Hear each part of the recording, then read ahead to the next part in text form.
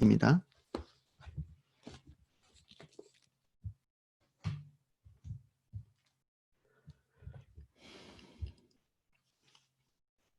누가복음 7장 18절에서 23절까지 말씀입니다.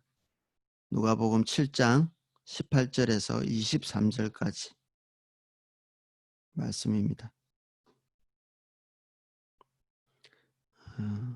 이제 찾으신 줄 알고 제가 읽겠습니다.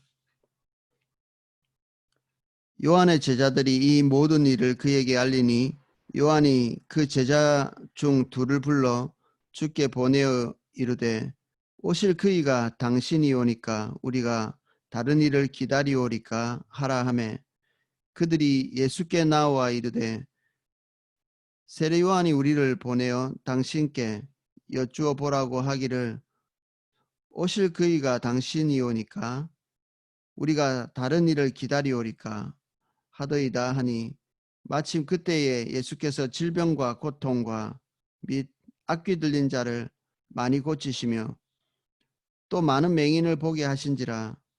예수께서 대답하여 이르시되 너희가 가서 보고 들은 것을 요한에게 알리되 맹인이 보며 못 걷는 사람이 걸으며 나병 환자가 깨끗함을 받으며 귀먹은 사람이 들으며 죽은 자가 살아나며 가난한 자에게 복음이 전파된다 하라. 누구든지 나로 말미암아 실족하지 아니하는 자는 복이 있도다 하시니라. 아멘. 침례 요한은 예수님의 앞길을 예배하려고 온 사람이었습니다. 예수님의 평가에 의하면 여자가 낳은 자 중에 가장 큰 자다. 이게 예수님의 침례 요한에 대한 평가였죠.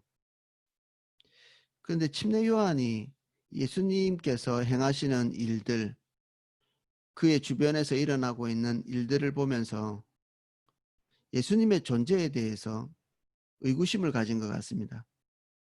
그가 상상하고 그리던 예수님의 모습이 아니었던 거죠. 침례 요한은 굉장히 독특한 사람입니다. 바리새인들이나 전국에 있는 모든 이스라엘 백성들이 그의 경건성 그리고 그가 하나님으로부터 온 것, 그 안에 있는 그 강직함 그리고 선지자적인 어떤 면모 이런 것들을 의심하는 사람들이 없었거든요. 그만큼 모든 사람들에게 납득이 될 만한 그런 사람이었다고도 볼 수 있죠. 모든 사람이 이루고 싶지만 이루지 못하는 어떤 영적인 모습을 갖추고 있는 사람이 침례 요한이었다고도 볼 수 있죠. 메뚜기와 석청을 먹고 그리고 사람을 가리지 아니하고 주님만 보고 메시지를 선포하는 이런 강력. 우리는 침례 요한이 엘리야의 심령으로 온 자다 이렇게 알고 있습니다.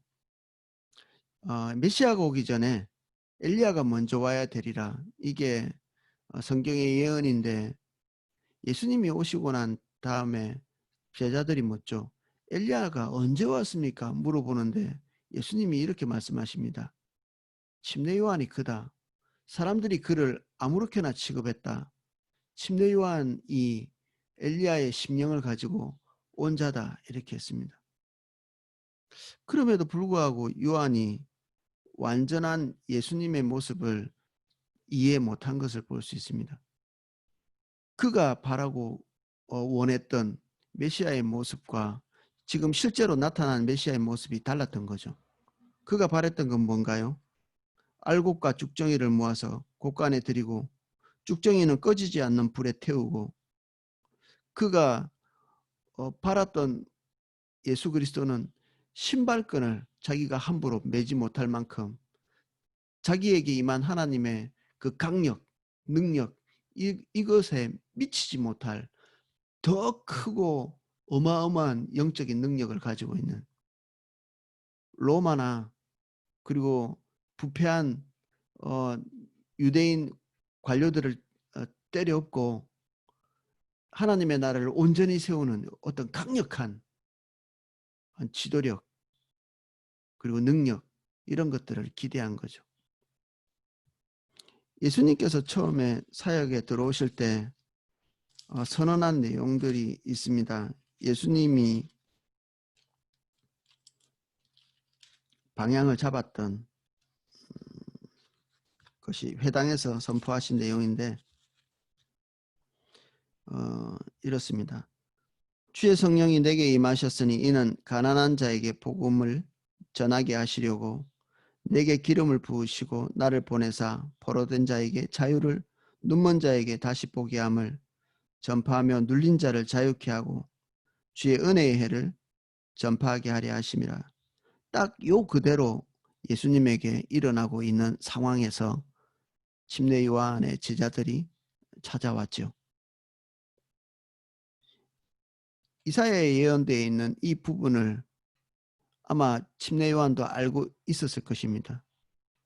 구약 성경을 읽었다면. 그런데 그의 간절한 바람은 예수 그리스도의 모든 부분을 보기에는 불충분했죠. 엘리야의 심령을 가진 자가 침례 요한이었다고 이렇게 돼 있는데 엘리야와 침례 요한의 시대적 공통점이 있습니다. 너무나 부패하고 그리고 세속적인 권력이 강력한 시대에 태어났다는 것입니다. 그리고 그 세속적인 권력은 하나님을 무시하고 적극적으로 대적하고 우상 숭배를 밥 먹듯 하는 하나님의 뜻과는 완전히 떠난 반대 방향으로 가고 있는 오늘날의 시대하고도 비슷하다고 볼 수 있죠. 이런 시대에는 사람들이 뭘 기대할까요? 하나님과 관련이 없고 멀리 있는 사람은 시대를 따라 흘러가겠죠. 그런데 하나님을 사랑하고 열심히 있다는 사람들은 엘리야가 자기 본인에게 말한 것처럼 열심히 특심인 사람들은 함정이 하나 있습니다. 엘리야와 같이 침례 요한과 같이 하나님에 대해서 열심히 있는 사람들은 하나님의 강력을 목마르게 기다리는 것이죠. 그러면 그 목마름에 하나님이 응답하십니다. 그의 인생에. 엘리야의 어마어마한 능력, 비교 불가한 다른 선지자들과는 비교되지 않는, 물론 엘리사는 그 두 배의 갑절의 영성을 가지고 있었지만 침례 요한의 어마어마한 능력은 자세히 기록되어 있지는 않지만 온 이스라엘 백성들을 무릎 꿇게 할 만한 그러한 것이었죠. 시대가 어두울수록 우리가 바라는 것이 무엇이냐? 하나님 앞에 열심을 가진 사람이 무엇을 바라냐 하면 하나님의 강력입니다. 하나님 좀 세게 임해 주셔서 하나님의 뜻대로 살아가지 않는 이 세대에 뺨을 치십시오. 뒤집어 엎어 주십시오. 하나님께서 뭔가를 좀 보여주십시오.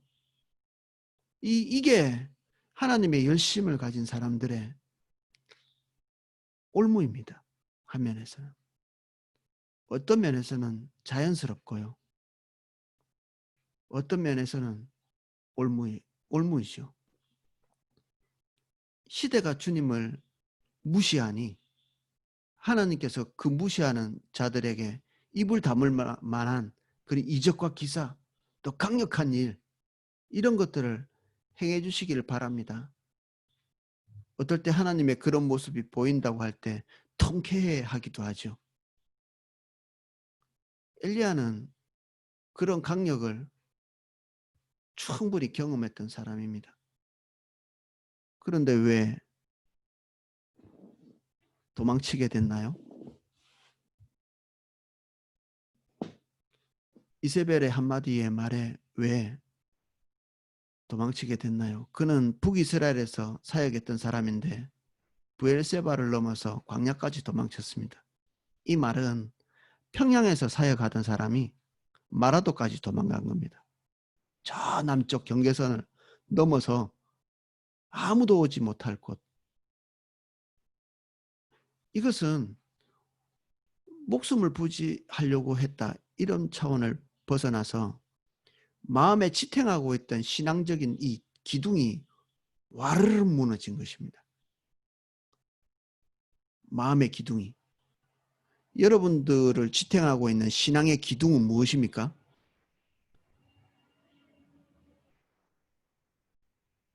엘리야의 기둥은 하나님의 강력을 기다리는 마음입니다.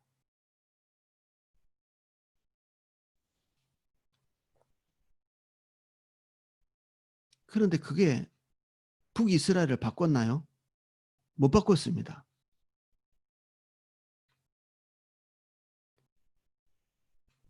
바알의 선지자와 이세벨의 선지자들을 죽이는 데까지 성공했지만 국가가 주님의 인도를 따라가는 데는 실패했습니다. 오히려 정치권의 이세벨의 다짐을 강화시켰죠. 하나님의 백성을 더 대적하고 그 말하는 자들을 더 뿌리 뽑으려고 시도하는. 아마 우리가 지금 정치권이 뭔가를 잘못해서 우리가 데모하고 이러면 그들은 더 강력한 힘으로 우리를 압박할 가능성이 있죠. 그런 것들을 잘하는 사람들이거든요. 정치하는 사람들이. 권력 가진 사람들은. 엘리야는 하나님의 강력을 기다린 사람이었는데 그가 하나님을 대면한 것이 그런 강력이 아니었습니다. 주님을 간절히 바랐는데 어느 날 하나님께서 나타나시죠. 지진으로, 강력한 바람으로, 불로. 이것은 엘리야가 평생 바랐던 것입니다. 북이스라엘에 자기만 남아있는 이 상황에서 역전의 승리를 할 수 있는 하나님의 강력이 오기를 기다린. 그런데 하나님의 음성이 그것에 있지 않았습니다.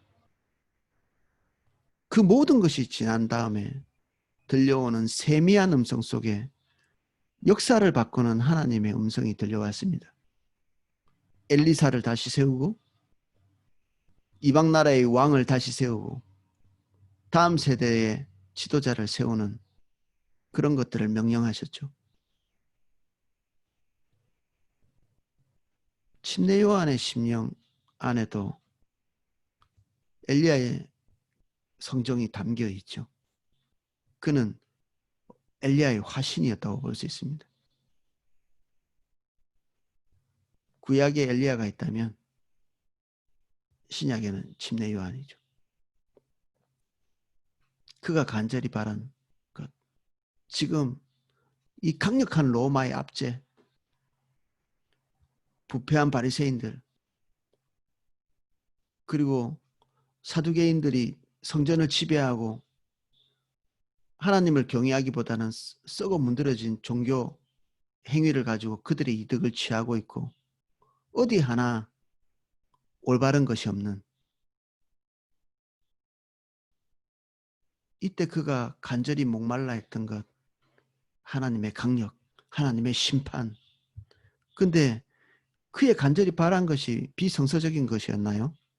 그렇지 않습니다.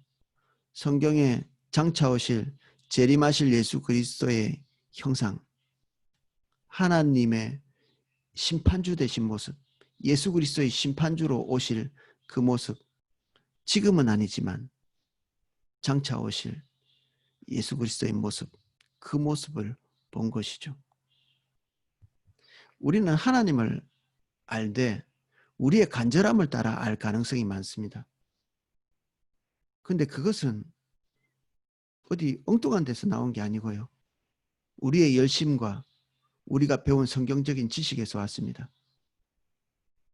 그런데 오늘 우리가 알아야 될 주님은 어떤 주님이십니까? 오늘 우리를 찾아오셔서 역사하고 계시는 하나님은 우리가 알고 있는 하나님과 일치합니까?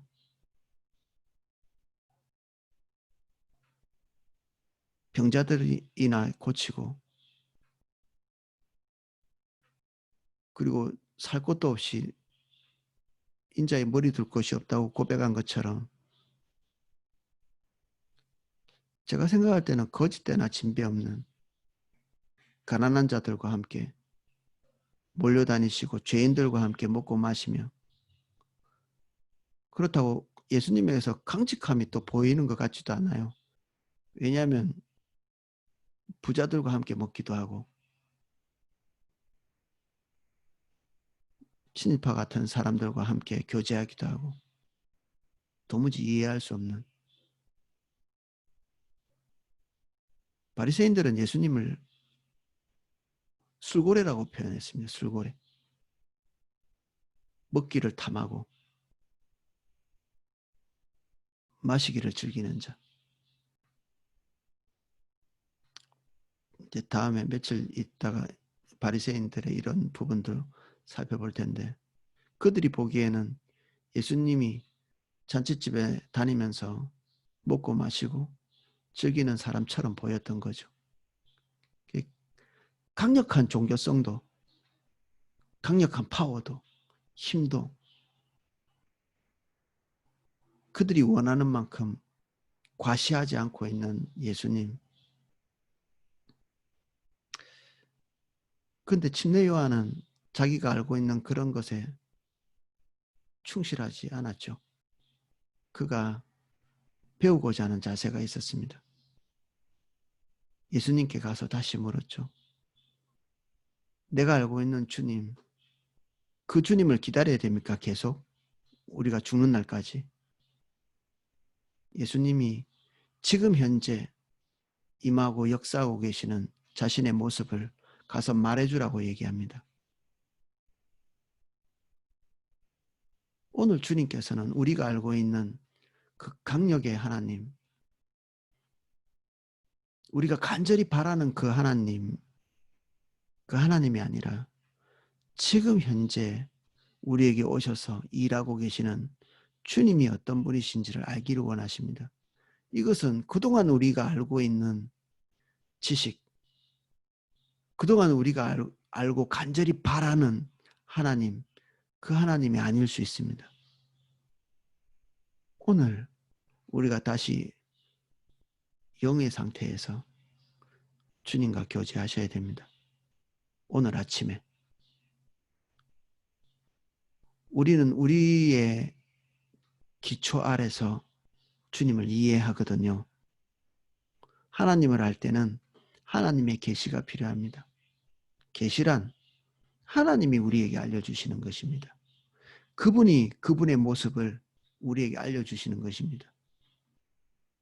무엇을 통해서? 그분을 우리에게 보여주시면서.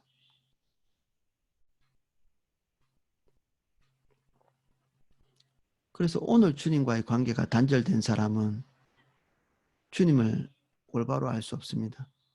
어제까지 주님을 잘 알았다 할지라도 오늘부터 우리의 눈이 막히게 되어 있습니다.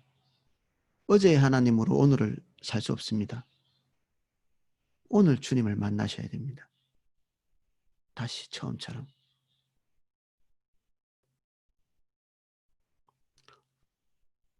열심히 있는 분들 주의해야 될 오늘 말씀입니다. 하나님에 대해서 열심히 특심인 분들, 주님이 여러분들에게 무엇을 말씀하시는지 다시 한번 우리의 생각을 내리고 듣는 그런 시간 되시기를 예수님 이름으로 축복합니다. 기도하겠습니다.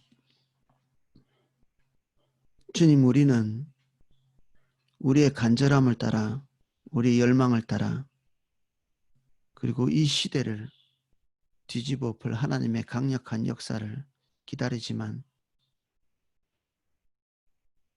예수님께서는 마치 세미한 음성같이 우리의 영혼에 불도 아니고 지진도 아니고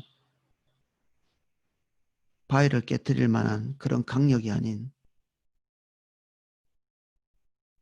아무도 알아듣지 못할 세미한 음성,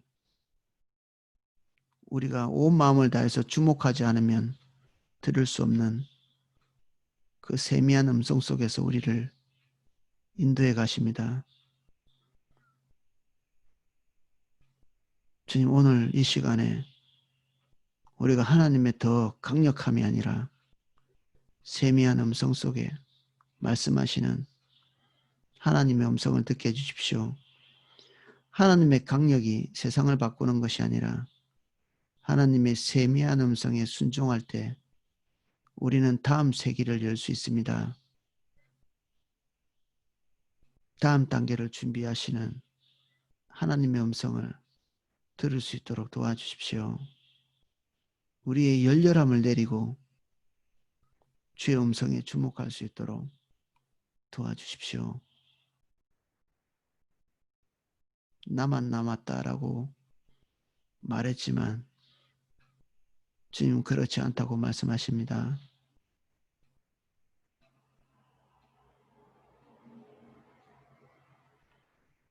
우리가 아는 대로 알지 않게 해주십시오. 우리가 가는 대로 가지 않게 해주십시오. 배울 마음을 주십시오. 주님께 배우게 해주십시오.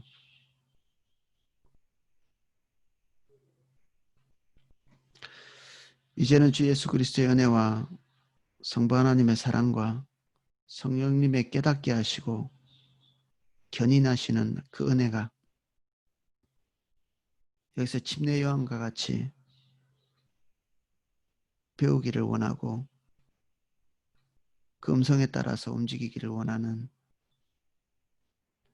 3, 4교구 성도님들 그리고 새벽 예배에 함께 참여하여서 주님을 알기를 갈망하는 모든 성도님들 한 분 한 분 머리 위에 그 은혜가 이제로부터 영원까지 기름 부어지기를 축원하옵나이다. 아멘. 예, 주님과 교제하시고 주의 음성을 들으시는 시간 되시기를 축복합니다. 제가